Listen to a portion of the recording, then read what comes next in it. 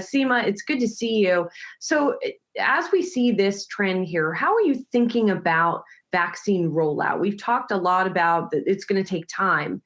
Um, and we know that the market's a discounting mechanism. Is it discounting it properly, given that there still could be some hiccups here in the execution? Yeah, absolutely. And I think that's key. We saw such a positive reaction last week, which then petered out as investors started to take account of all of those various question marks that still remain. So I expect to see, as we see these kind of headlines that we've seen today, that you get a very strong market response, which then after a few days fade. We'll need to see a continuation of this kind of good news to keep this rotation going. But I think that, look, even if we take account of all of the various question marks that there are out there, next year still does look pretty strong, right? So not only do we have, of course, a potential vaccine in play, but we also have all the central banks providing endless liquidity. We have fiscal stimulus on the cards, and of course we have an economic recovery, which either way is going to be ongoing. So I think that as investors look at this, there are a lot of reasons to have a pro-cyclical trade on. It's just a question of maybe maintaining some caution as you move into that.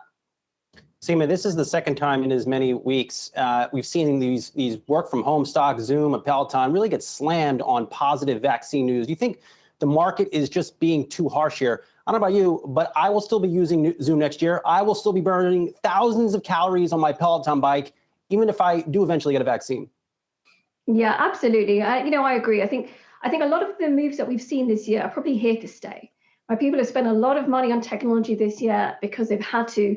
They're not going to throw it away just because things may be looking back to normal. So I think the key thing here is that, look, when we look at the macro environment, we know that central banks are still in play. So we're still going to have bond yields pretty low. And this continues to play well for those tech companies. If you're looking at ones which should continue to do well, looking for the mega cap tech, right? Strong balance sheets. As we said before, there's still so many question marks around the vaccine that you still want to have those very strong players in your portfolios. But of course, we shouldn't anticipate them to have the same kind of gains that they enjoyed in the first couple of quarters of this year.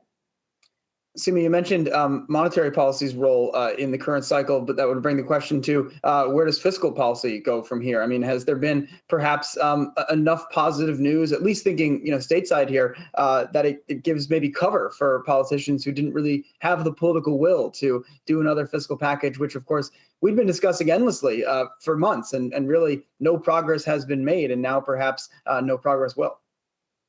Yeah, I think coming into the election, for example, I don't think we ever anticipated that there would be a fiscal stimulus announcement before the US election. So I think that was not such a surprise to markets. I think there is some anticipation of a package next year. But I think what we've also learned over the last 2 months is actually the economy is somewhat more resilient than maybe was initially anticipated. The consumer has been so strong through all of this that actually, and a smaller stimulus package is fine. It's likely to be targeted. So these are less for concern than they maybe would have been before. So Seema, all of this said, it sounds like we're still kind of in the so-called TINA environment for stocks. There is no alternative, that stocks are going to keep going up because investors are not really getting any bang for their buck elsewhere. I think that's true to some extent. So look, I think to us, equities look like they should certainly have positive gains for next year. There's a lot which is moving in their favor.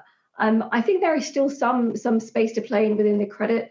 High yield, as long as you're looking at the really good quality pieces of high yield, because look, we have to be aware that even though we're looking at recovery, even though we're looking at maybe a return to normal, a lot of these companies, will have filled up on debt over the last couple of months. So you need to be picking out the good ones. But so there is some pockets within high yield which should do well. But don't forget real estate. There are parts of real estate which still have a lot of potential. Industrial, anything which is with regards to data, that should continue to do well, although maybe you want to stay a little bit more cautious with regards to office space on the retail side, certainly, and with regards to companies where they work.